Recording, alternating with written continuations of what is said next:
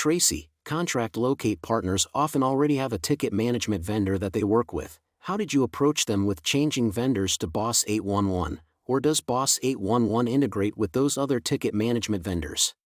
And Jamie, thank you. I totally missed explaining that. Our locate partners, all those vendors, they have their own solution. They did not make a change.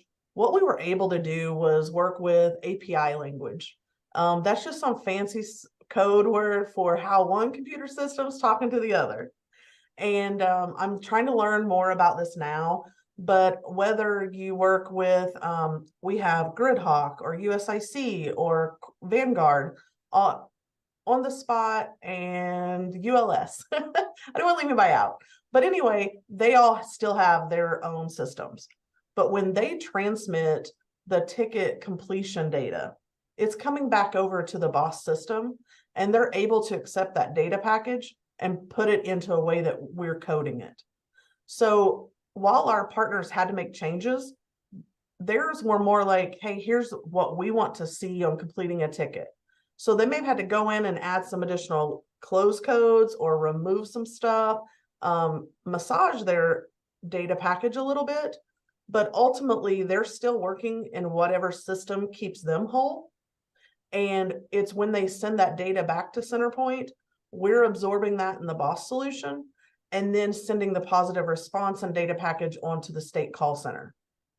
So it does not take a lot of time, but I will tell you that the IT folks that work to make those happen are phenomenal.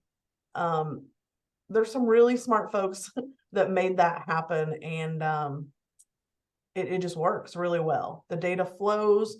XML format, I did find out, is a lot better than email format and a lot of other things. But yeah, they're just able to talk to each other's systems very well. But they didn't have to change. Yeah, well, I caught this next question. It really got my attention.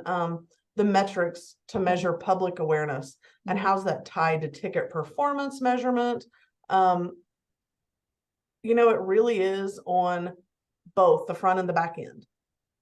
I'm excited. I will talk to you more about this. Please get with me, Mike. But my short answer is, if I'm going to send out something that says, hey, Mr. Fencing Guy, I send you a postcard or something that says specific to the type of work you're doing.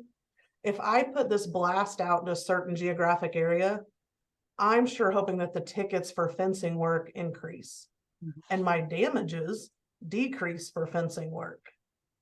Or if I have a campaign that's specific to new home builders and all the concrete form pins they're putting in my gas lines, if we do something where we're sending a packet out to those home builders, or we do a geofencing media campaign, then I'm able then to track, are the tickets coming in for that type of work?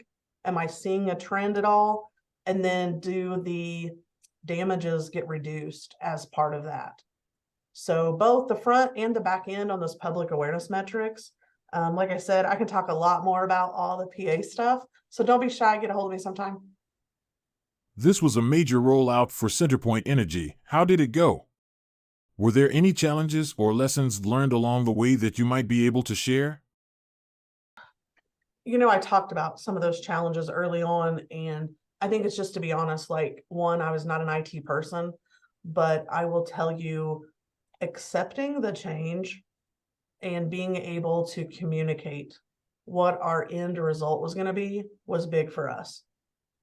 Having the BOSS team help us keep standard work documented, our processes aligned, identifying the best practices where I had an exception in one state, not another, and really what's the least risk for the company.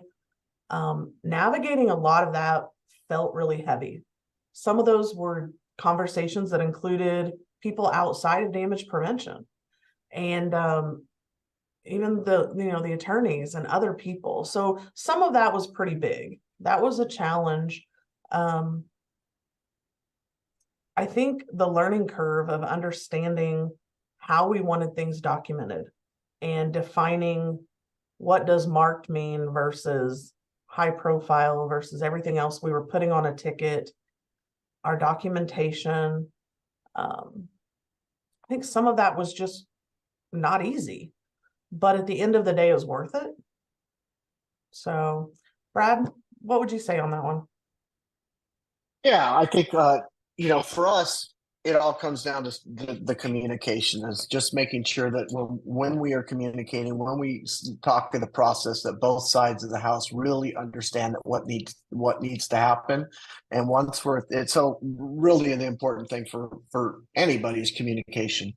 And so being able to understand your needs and understand the data that you need collected, and then how we can make that happen for you in the most efficient way possible would be kind of how I sum that up. I agree. Does CenterPoint Energy have any future plans for BOSS811? Well, we're always working on what's next. So if you ask my director, he's going to tell you, oh yeah, we've got a whole list of things. And I like that. I like that we're continuing to push the envelope to explore what else we can do. And being able to do it turnkey in a same solution where everything's documented and we're tying all this together. The next exciting thing for me, and I hope to come back to like this group and others, once we've accomplished it, I want something to tell me what trigger is actually impacting my damages. How is CenterPoint going to be part of this challenge where we're reducing 50% of the damages by 5 years? That's a national kind of goal that's out there. And in order to do that, I think we have to get smarter with what we're doing. We have to understand how to change behavior of our excavators, as well as the ticket volume itself coming in. So being able to better organize the ticket volume coming in, handle it, perform well, and then just really getting partnership with our excavation community. That's next level. So I'm really hoping we get there.